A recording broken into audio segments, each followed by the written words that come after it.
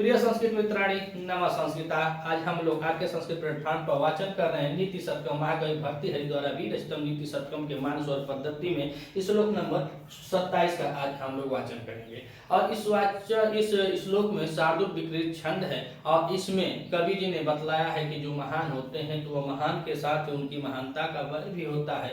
तो जैसे जो महान होते हैं वो महान लोगों के साथ वर करते हैं, ना कि अपने गाँव में बड़ा बढ़िया होते हैं, राजा का बहुत बढ़िया अच्छे है, खूब जी मुंह करते हैं तो जाकर कोनो गरीब दुखिया को खूब पीटे मारे। चाहे धन दौलत आपके अंदर है तो धन दौलत लिए हैं तो कोनो गरीब दुखिया को सताएं, चाहे खूब बॉडी बिल्डर है, चाहे आप आउट पोजीशन वाले हैं तो किसी असहाय को आप प्रताड़ित करें। तो यही बात बता रहे हैं इस श्लोक में कि जो महान लोग होते हैं उनका बैर भी महान लोगों से होता है। तो आइए शार्दूल विकृत छंद में देखते हैं कवि जी क्या कहते हैं। शान्त्यन्ते अपि बृहस्पति प्रभृत्य संभाविता पंचसा तान प्रतेश विशेष विक्रम रुचि राहो न वैरायते द्वा एव ग्रसते दिवाकर निशा प्राणेश्वरो भास्वरो भ्राता प्रवर्य पश्य दानोपति शीर्षावशेष आकृति। तो यह शार्दूल विकृत छंद है और इसमें कवि जी बतला रहे हैं कि संति अपि बृहस्पति प्रभृत्य, अर्थात कि और भी हैं आदि और भी है, किसको बृहस्पति आदि और भी हैं। जो हमारा 9 ग्रह होता है सौर मंडल में, उस ग्रहों में और भी ग्रह हैं, जैसे बृहस्पति हुआ, मंगल हुआ, शनि हुआ, बुध हुआ। ऐसे बता रहे हैं कि संयंते हैं अपि बृहस्पति प्रभृत्य, बृहस्पति इत्यादि और भी संभाविता 50, लगभग 5 से 6 ग्रह और हैं। सौर मंडल में 5-6 ग्रह और हैं, 9 ग्रह होते हैं तो 9 ग्रह हम बता रहे हैं कि बृहस्पति के साथ और भी 5-6 ग्रह और भी हैं। और कह रहे हैं कि तान प्रति ऐसा, अर्थात उनके प्रति ऐसा कौन विशेष विक्रम रुचि, जो बहुत विशाल काय और विशाल और महापराक्रमी कौन है। तो कह रहे हैं कि राहु बैरायते न, उसमें राहु का कोई बैर नहीं, उससे राहु का कोई बैर नहीं है। अगर सौर मंडल में जो ग्रहों की गिनती की जाए तो 9 ग्रह हैं और 9 ग्रहों में कह रहे हैं कि संयंते हैं अपि बृहस्पति प्रभृत्य संभाविता 50, अर्थात बृहस्पति आदि के साथ 5 से 6 ग्रह और भी हैं। तान माने उसके प्रति विशेष विक्रम रुचि, जो विशाल है, जो विशेष महत्ता रखता है, जो बलवान है, उस विशेष पराक्रम दिखलाने वाले राहु बैरायते न, अर्थात राहु का उनसे कोई बैर नहीं है। तो बतलाया जाता है कि जब समुद्र मंथन हुआ था उस समय भगवान विष्णु जी मोहिनी का रूप धारण करते हैं। मोहिनी का रूप धारण करने के बाद देवताओं को अमृत पिला रहे थे और राक्षसों को विष पिला रहे थे। तो उसमें यह राहु नाम का जो था बहुत तेज था और यह धीरे से अपना रूप बदल लेता है और जाके देवगढ़ जो होते हैं देवताओं की पंक्ति में बैठ जाता है और यह अमृत का पान करता है। और जब अमृत का पान करता है तो यह जैसे मुंह में लेता है तो कुछ अमृत पी गया था।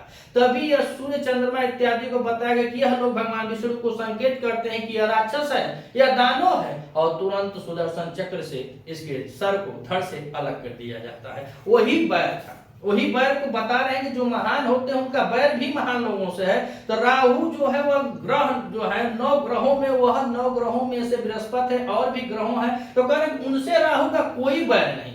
बैर किससे है तो बता रहे नीचे की लाइन में कि सूर्य और चंद्रमा से। कहा है कि यही दोनों उस समय उसको बतलाए थे। और कहा जाता है कि जो सिर उसका कट गया राहु का, तो राहु का जो सिर ऊपर का भाग था उसको राहु कहा जाता है और जो उसके नीचे का जो धड़ बचा था उसको केतु कहा जाता है। तो राहु केतु एक ही है, पार्ट 2 है।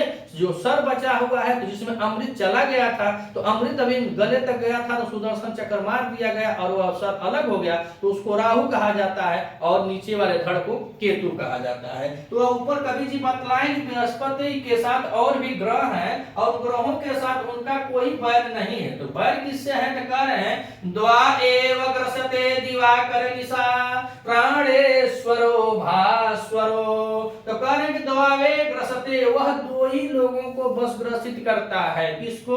तो दिनकर और निशा प्राणेश्वर। दिनकर माने सूर्य हो जाता है और निशा प्राणेश्वर रात में जो प्राणों की रक्षा करता है प्राणेश्वर, वह चंद्रमा को बतला रहे हैं। तो वह द्वावेव, द्वावेव माने आयाति संधि इसमें हो गई है। तो कह रहे हैं कि द्वावेव ग्रसते दिवाकर निशा प्राणेश्वर, वह बस दो ही लोगों को ग्रसित करता है, दिन में सूर्य को और रात में चंद्रमा को। काहे करता है? तो कह रहे हैं भास्वर, उनका खुद का चमक है, वह खुद प्रकाश उत्पन्न करते हैं। जो प्रकाश उत्पन्न करते हैं वह का वह दुश्मन है। यह नहीं कि अरू गरू नथु खैरू का नहीं है। तो यही पता है कि अगर आप जहां हैं, जिस समाज में हैं, अगर उच्च श्रेणी में आ गए हैं, आप धन से बड़े हैं, ज्ञान से बड़े हैं, बुद्धि से बड़े हैं, बल से बड़े हैं, तो आप किसी असहाय और निर्बल व्यक्ति को मत प्रताड़ित करें, उसको न सताएं, क्योंकि जो महान वो लोग होते हैं उनके महानता के साथ साथ वह महान लोगों से उनकी वैरता शोभा देती है। तो वही बता रहे हैं कि जिस प्रकार से यह जो राहु है अन्य ग्रहों से उसका कोई बैर नहीं है। बैर किससे? तो दो ही लोगों से, दिवाकर और किससे? चंद्रमा से। और काहे बैर है? काहे कि दोनों में स्वयं का चमक है। रात्रि में चंद्रमा जब चमकता है तो प्रकाशमय पूरा जगमय हो जाती है धरती, और पूरे दिन सूर्य के प्रकाश से होता है। सब में प्रकाश है, लेकिन इतना तेज प्रकाश नहीं है जो चमक सके और सबको प्रकाशित कर सके।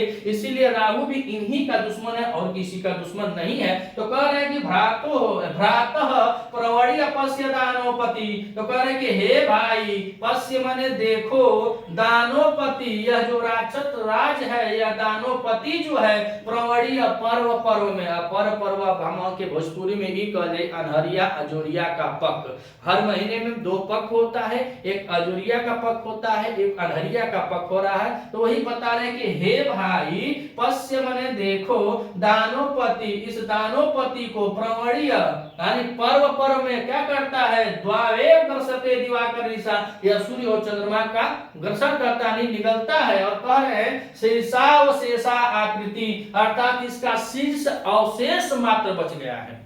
आकृति माने फोटो होता है ना, जो फोटो होता है आकृति आपकी ली जाए, तो कह रहे उसका धड़ तो कट गया है, तो मात्र शेष जो बचा है, शेषा और शेषा आकृति, अर्थात मात्र शीर्ष बचने पर भी इसका इतना साहस है कि पक पर, अनहरिया अजोरिया के पक पर दो ही लोगों को, सूरज और चंद्रमा को ही यह ग्रसित करता है, उन्हीं को यह प्रभावित करता है। मान लीजिए कि अजोरिया सूर्य ग्रहण लग गया तो राहु का नटैया तो कट गया है। जब नटैया कट गया है तो मुंह में जब लील लेता है तो इसे धीरे धीरे सर के नीचे सूर्य भगवान निकल जाते हैं। अब फिर रात को जब चंद्रमा को लीला, अगर धीरे धीरे फिर चंद्रमा नीचे से निकल जाए, नीचे तो उसका धड़ है ही नहीं, तो अलग है, उसको केतु कहा जाता है, राहु के बारे में है। तो कह रहे हैं कि द्वावेव ग्रसते दिवाकर निशा प्राणेश्वर। और यहाँ पर देखिए विक्रम, विशेष विक्रम रुचि, यह भी किसका विशेषण है? तो राहु का विशेषण है। दानोपति किसका विशेषण है? तो राहु का विशेषण है। और शीर्षा और शेषा आकृति, यह भी राहु का विशेषण है कि वह अपने बराबर के लोगों से बैर करता है, न कि वह अपने से हल्के लोगों को। और कह रहे हैं कि वह जो नवग्रह है, नवग्रहों में बृहस्पति इत्यादि 5-6 ग्रह और भी हैं, लेकिन उनका राहु से कोई बैर नहीं है। बैर किससे है? तो जो प्रकाशमान है, जो दूसरों को प्रकाश देते हैं, जो दूसरों को प्रकाशित करते हैं, मार्ग प्रदर्शित करते हैं, ऐसे लोगों का है भाई। देखो पर्व में आता एक पक्ष में यह दानोपति जो है, जिसका शीर्षा और शेषा आकृति है, जो मात्र उसका सर ही बचा है, उसका हौसला देखो। इन लोगों से वह क्या करता है? बैर ठानता है, उनका उनसे बैर है, उनको वह ग्रसित करता है। तो कह रहे हैं समाज में हम लोगों को यह बता रहे हैं कि आप पढ़े लिखे हैं तो किसी अनभिज्ञ से न सुलझे। अनभिज्ञ जो है, अज्ञानी है, अविचारी है, उनसे आप अपनी तुलना न करें, उनसे बैरता न करें। काहे कि बताया जाता है कि योग्यताएं कर्म से पैदा होती हैं, जन्म से हर व्यक्ति शून्य होता है। योग्यताएं कर्म से पैदा होती है, जन्म से हर व्यक्ति शून्य होता है। याद रखना, विरासत में गद्दी मिल सकती है, बुद्धि नहीं मिल सकती है। तो बुद्धि लाना है तो खुद अपने आप में परिश्रम करना पड़ेगा, और बहुत ज्यादा परिश्रम करना पड़ेगा। तो इसीलिए कह रहे हैं कि जो विद्वान होते हैं वह नीचों से, अधमियों से नहीं लगते हैं। अगर आप चैनल पर नए हैं तो चैनल को सब्सक्राइब कीजिएगा। अगर वीडियो अच्छी लगी तो वीडियो को लाइक भी कीजिएगा और अधिक से अधिक शेयर भी कीजिएगा। मिलते हैं अगली वीडियो में, तब तक के लिए नवा संस्कृत।